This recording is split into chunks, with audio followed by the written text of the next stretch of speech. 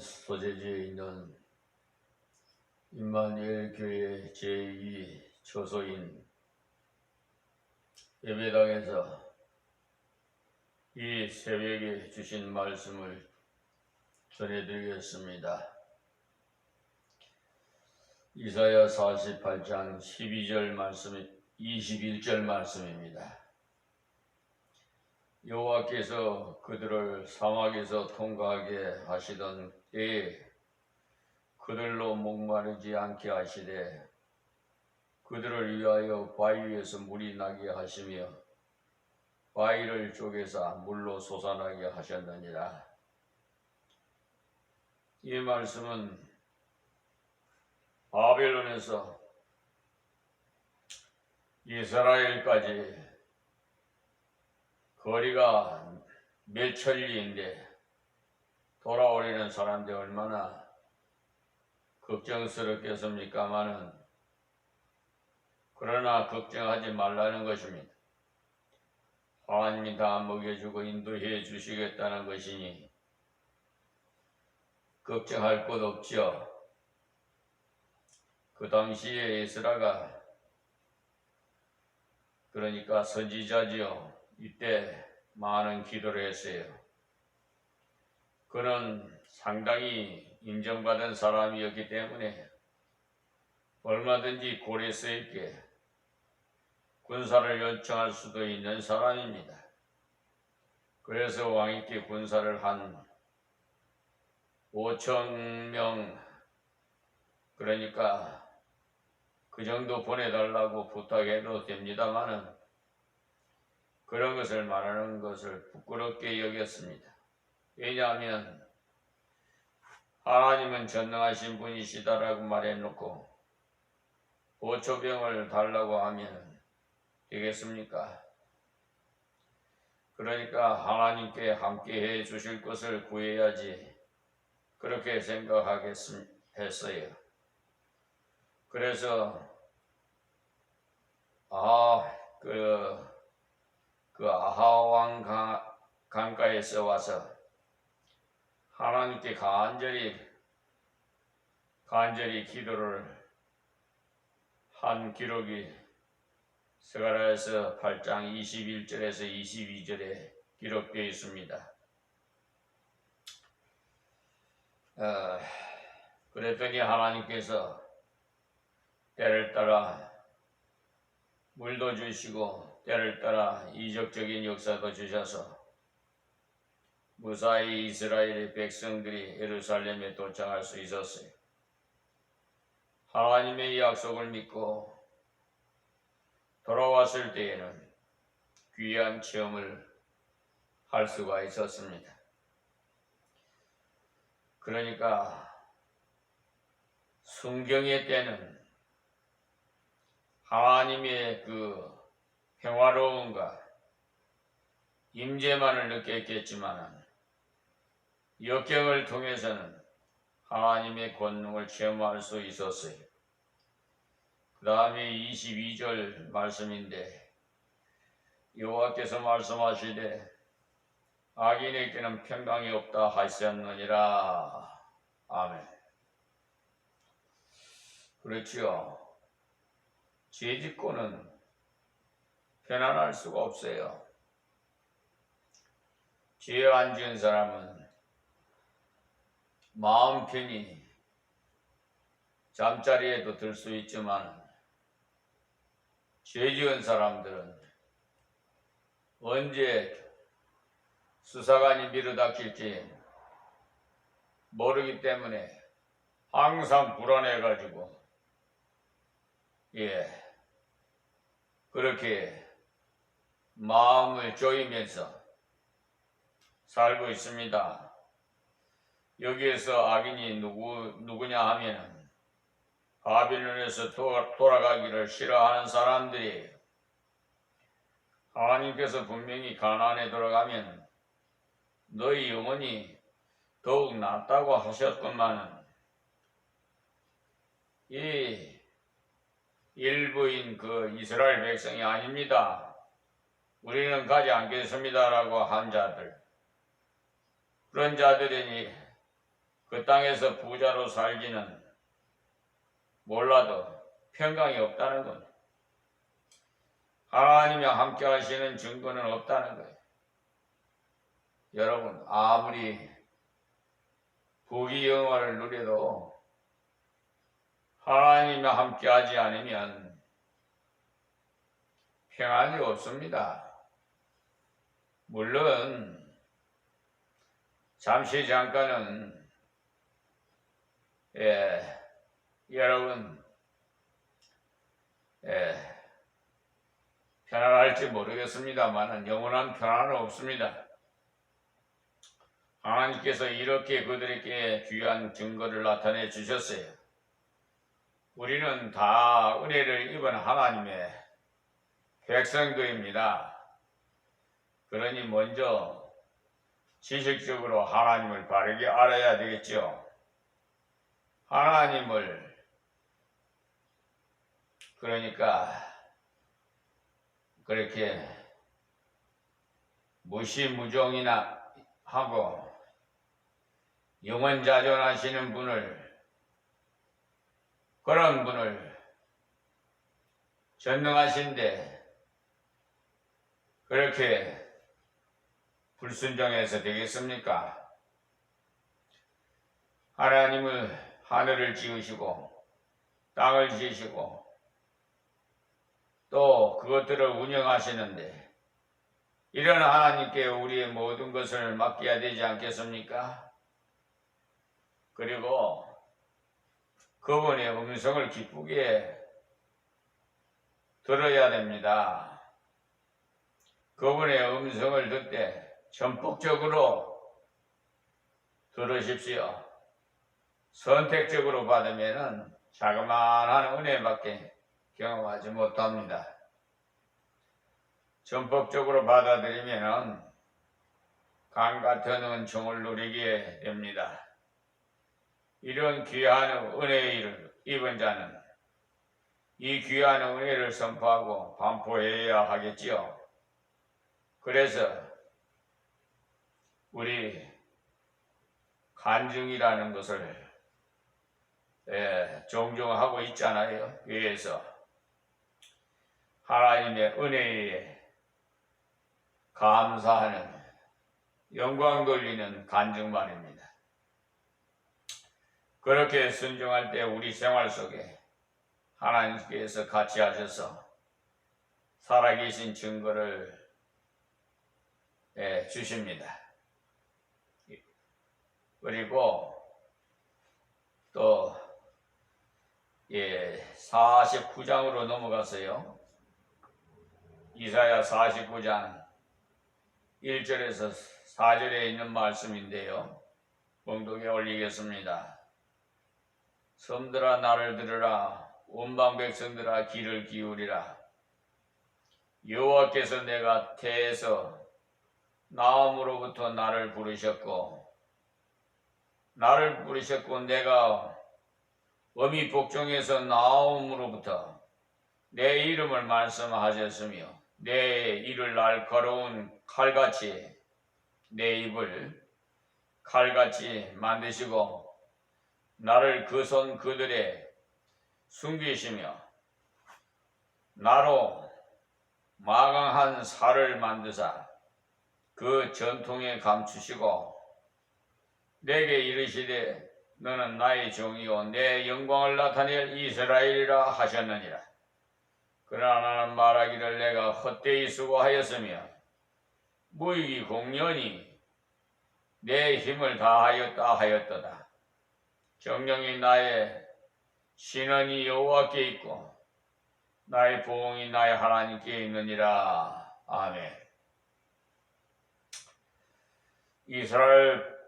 이스라엘이 바빌론 포로에 돌아갈 때 하나님께서 큰 은혜를 주셔서 바위 사이에 물이 나오는 것처럼 시원케 하시는 큰 복을 주시겠다고 약속하셨어요. 그래서 48장의 내용이 그 내용이었어요.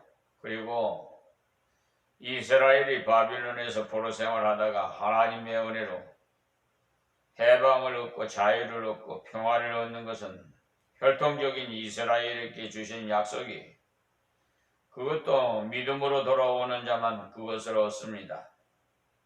돌아오지 않은 자는 48장 22절에 말씀하셨듯이 평강이 없다고 했습니다. 포로 생활하는 중에도 기반을 닦고 물질을 모으고 지위를 얻어서 돌아오지 않겠다는 사람도 많지요.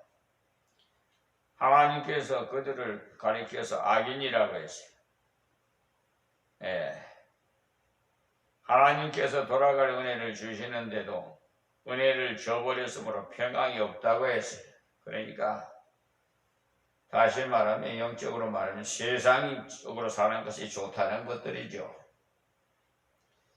그래서 오늘 49장은 섬들아라고 부르는 것은 말씀을 시작했는데 여기에 섬들은 이방 세계 전체를 가리켜서 한 말씀입니다. 앞에서는 주로 돌아올 유대인에 관한 이야기였는데 여기서는 세계를 향해서 너희들의 하나님의 음성을 들으라고 하신 겁니다. 나를 들으라고 한 이 나는 문자들에는 이사야 자기입니다만 숨은 뜻은 이사야가 아니에요. 이사야는 하나님을 대리해서 이 말씀을 하는 것이기 때문에 하나님의 말씀이죠. 하나님의 음성입니다. 그러니까 이 말씀이 실제로 이루어지기는 예수님께서 오셔서 문자대로 완벽하게 이루셨어요. 구약의 사람들도 하나님을 철저히 믿음으로 산 사람들은 이상하게 그리스도의 모습이 그의 삶 속에 배어 있어요. 그는 구약의 사람들이었지만 믿음으로 살 때 하나님의 형상을 닮아서 예수님의 모습을 보여주게 주면서 걸어갔어요. 이사야도 마찬가지예요. 이사야는 왕족 중에 한 사람이었는데 선지자가 되었어요.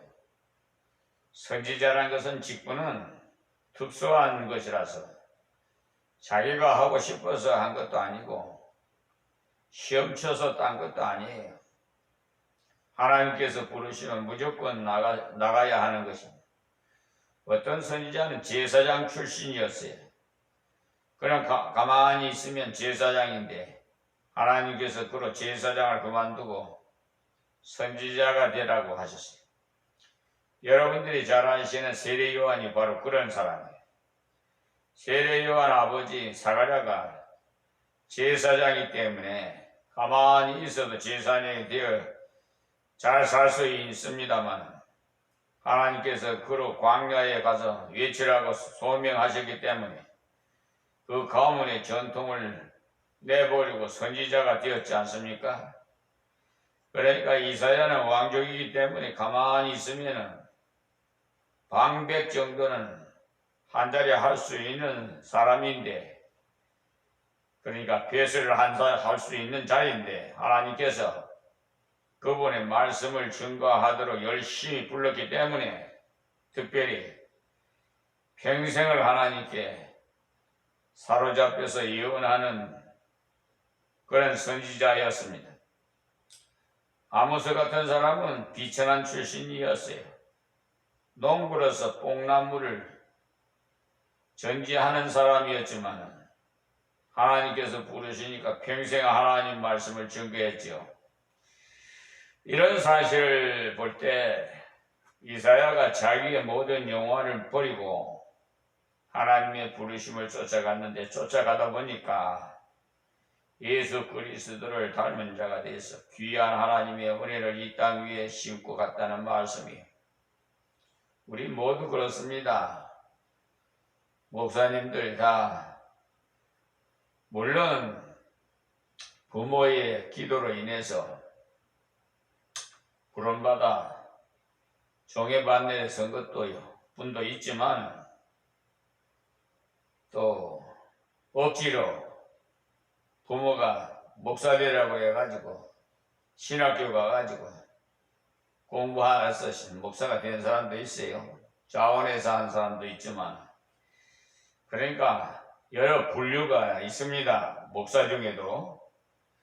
그런데 하나님께서 직접 소명해서 부른 자는 좀 다릅니다. 시대의 흐름에 따라가지 않아요. 요즘 어느 분이 나보고 그러더라고요.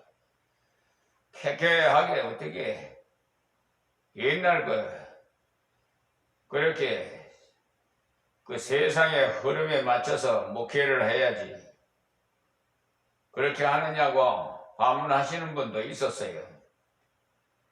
그런데 하나님의 말씀은 변함이 없습니다. 세상은 변천해도. 그러니까 우리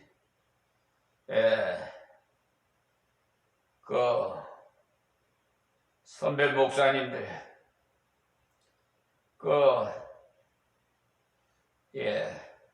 주기철 목사님이나 손양원 목사님 그런 분들이 뒤를 따라가기 위해서 누구의 말도 듣지 않고 하나님의 음성만 듣고 이 자리까지 왔어요. 이것이 다 하나님의 은혜고 하나님께서 인도해 주시고 은혜 가운데 맡긴 사명 감당하는 것 아니겠습니까?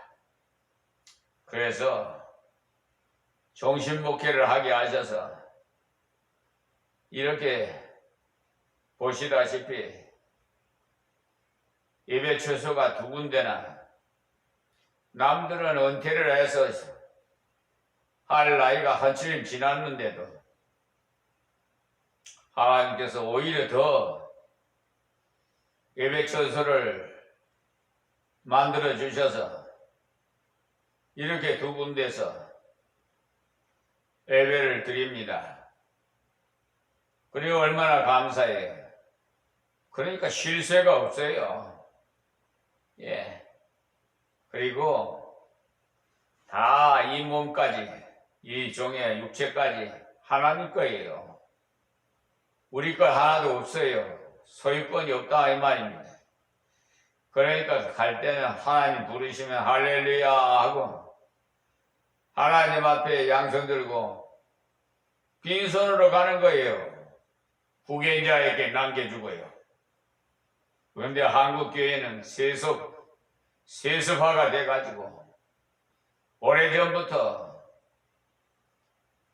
한국 교회가 대형 교회들이 특별히 하나님 마음을 아프게 하고 있습니다.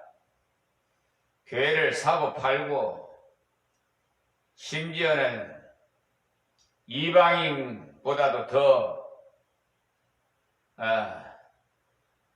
참 악랄하게 무슨 돈벌이 하려는지 무슨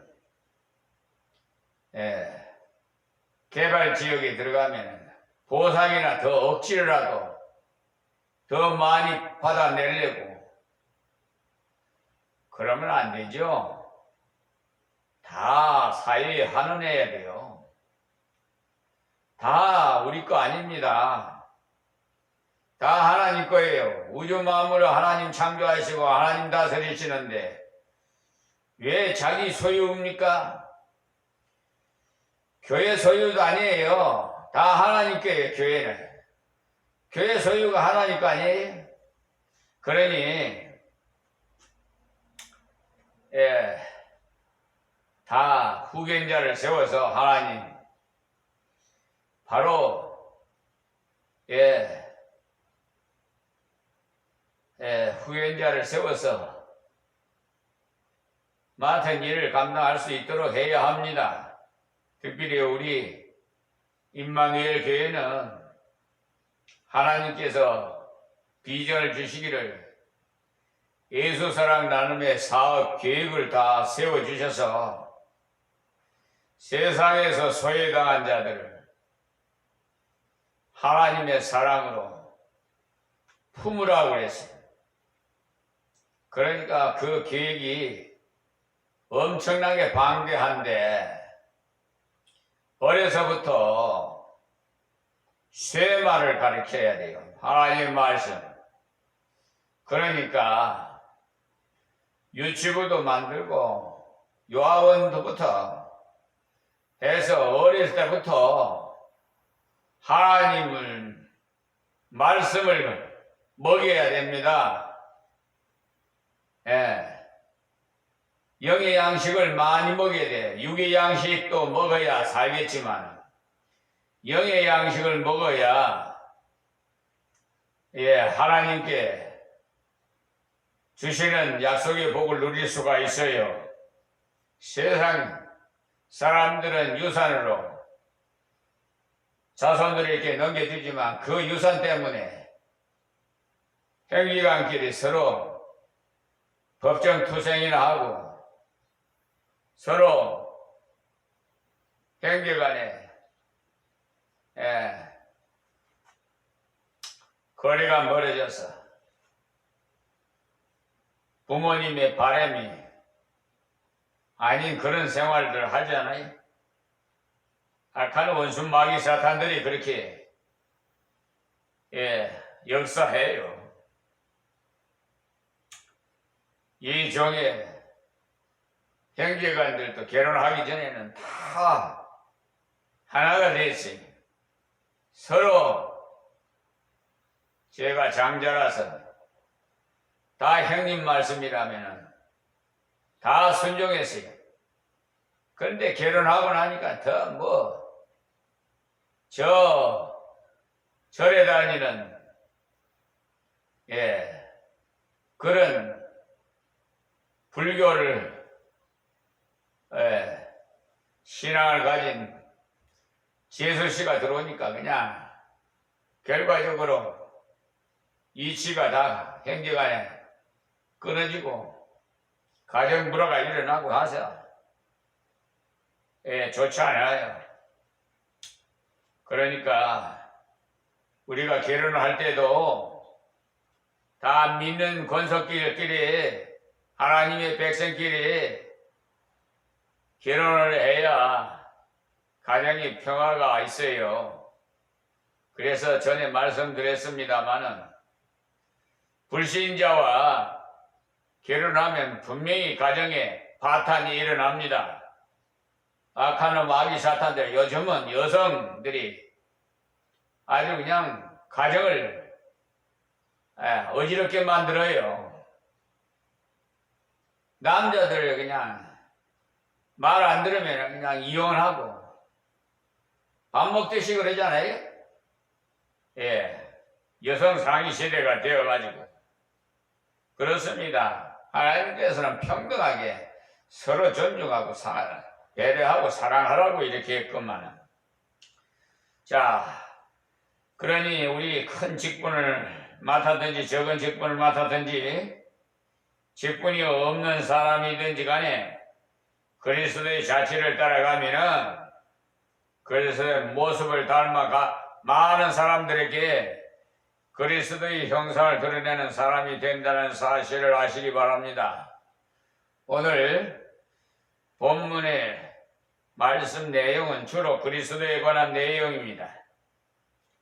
이사야가 예수님 오시기 700년 전에 예수 그리스도의 모습을 그려가면서 살아갔다는 것을 보여주는 거예요.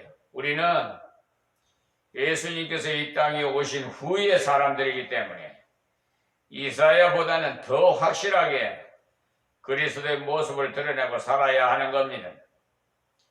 오늘 말씀은 이사야를 통해서 나타난 그리스도의 모습을 보여주는 것이니까 여러분을 통해서는 어떤 모습의 그리스도가 나타나겠는가? 여러분 말씀을 전폭적으로 믿으면 바로 그런 그리스도의 모습이 나타날 겁니다. 세상 사람들은 성경을 다 읽을 수 없어요. 그들은 예수 그리스도를 믿는 사람의 모습을 보며 그리스도에 대해서 읽어요. 그래서 우리는 그리스도의 편지여 향기라고 했는데 곧 우리를 통해서 다른 사람들이 그리스도가 어떤 분인 줄 알게 된다는 것을 고린도후서 2장 15절에서 3장 3절에도 말씀했어요. 그래서 우리는 향기를 그리스도의 향기를 풍겨요. 여러분 좋은 향기는 맡기가 좋고 또 어떤 향기는 악취가 풍겨서 특히 음식 부패한 건 악취가 엄청나게 나죠. 그러니까 귀한 것이요 부패하면 더 악해져요. 무슨 말씀인지 자 깊이 각자 그 의미를 생각해 보시면 알 겁니다. 예수 믿는 사람들이 예수 안 믿고 나가면 더 악해요. 자 1절 말씀에 성들아 나를 들으라 원방 백성들아 귀를 기울이라 그랬어요. 왜 이사야가 이런 말씀하도록 하나님께서 하셨느냐 하면 이사야는 당시의 궁중 목사라와도 같은 사람으로서 왕궁에 자주 출입을 했어요. 왕이 4번이나 바뀔 동안에 선지자의 직무를 계속했어요. 그러니까 목회 생활을 굉장히 오랫동안 한 것과 같은 거죠. 일찍이 부름받아서 백발이 휘날릴 때까지 하나님 말씀을 증거했으니까요. 그렇듯이 이사야가 가르치고 외쳤건만 대부분의 왕들이 하나님 말씀대로 순종하지 않았어요. 이사야가 사역할 동안 우시야 왕, 요담 왕, 아스 왕, 히스기야 왕이 지나갔는데 우시야 왕은 상당히 경건한 왕이었습니다만 나중에 가서 교만해져 가지고 제사장만이 할 수 있는 성전에서의 분향을 왕인 우시야가 하려다가 문둥병으로 문둥병이 들었잖아요. 그는 상당히 훌륭한 왕이었습니다만은 월권을 행하다가 실패했어요. 아무나 그러니까 제사장이 되는 거 아니에요. 목사가 되는 거 아니란 말이에요. 그 다음 우시야의 아들 요담은 악한 왕이었고 아스는 또 더욱 악한 왕이었어요. 이런 역사를 볼 때 이사야가 사역할 때 험악한 환경에서 사역을 했다는 것을 알 수가 있어요. 그러니까 우리나라도 대통령이 계속 바뀌지 않습니까? 지금 계속 바뀌면서 여러분 국민들이 다 아시겠지만 별로 결과가 좋은 대통령은 별로 없는 것 같아요. 이 문제는 그 근본이 하나님을 경외하고 사람의 본분을 저버리면은 결과적으로 그 결과는 좋지가 않습니다. 이사야의 사역할 때 험악한 환경에서 사역했다는 것을 알 수가 있어요. 이사야 사역에 왕인 히스기야 왕은 훌륭한 왕이었어요. 이렇게 4왕이 바뀔 동안에 하나님 말씀을 외쳤건만은 일이 척척 잘 되지는 않았어요. 그가 전하는 내용은 은혜의 소식이고 하나님의 사랑의 소식이라서 반가운 소식이었습니다만 그들은 믿음과 순종으로 받지 않았어요. 하나님께서 죄가 많을지라도 돌아오라. 와서 나와 의논하기 위해서 너희 문제를 내놓아라. 이렇게 이사야를 통해서 여러 번 말씀했어요. 그래서 이사야서에서 구약에 나오는 신약과도 같은 성경입니다. 그런데도 많은 사람들이 그 말씀을 듣고도 믿지 않고 있잖아요. 많은 사람들이 말씀을 순수한 자세로 받질 않아요. 그러나 이사야는 실망하지 않았습니다. 그는 급기야 성들을 향해서도 외쳤고 원방 백성들을 향해서도 외쳤어요. 우리도 그래야 돼요. 우리나라에서 열심히 복음을 전해도 우리 민족들이 교만해서 믿지 않으면 외국으로 선교사를 많이 보내야 해요. 오스왈드 스미스 목사님은요, 한 번도 예수 소식을 들어보지도 못한 사람이 세계에 많은데 전도지를 찢어버리는 사람에게 자꾸 전할 필요가 있을까라고 했습니다. 교회가 물량주의에 빠져서 교인 숫자가 몇 명이고 하면은 세력 자랑이나 하다 보니까 하나님이 원하시는 것보다 사람들이 원하는 방향으로 교회가 나가고 있다는 것을 인식해야 하겠어요. 그래서 오스왈드 스미스 목사님은 어찌하든지 복음이 들어가지 못한 것에 한 장의 전도지라도 전해야겠다는 것을 자기 일생의 목표로 삼고 일을 해서 한 교회에서 480명 이상의 선교사를 보내는 기적을 낳았어요. 하나님께서 그렇게 일해 나가는 자에게 감당할 은혜를 주십니다. 오늘 여기서 말씀 맺겠습니다. 하나님 감사하고 고맙습니다. 오늘은 특별히 제2 예배 처소인 이 임마누엘 교회 예배당에서 새벽 예배를 말씀을 전해서 나오니 귀 있는 자들은 세계 만민들이 다 듣게 하여 주시고 하나님 품으로 돌아오게 하여 주옵소서. 예수님의 이름으로 기도합니다. 아멘.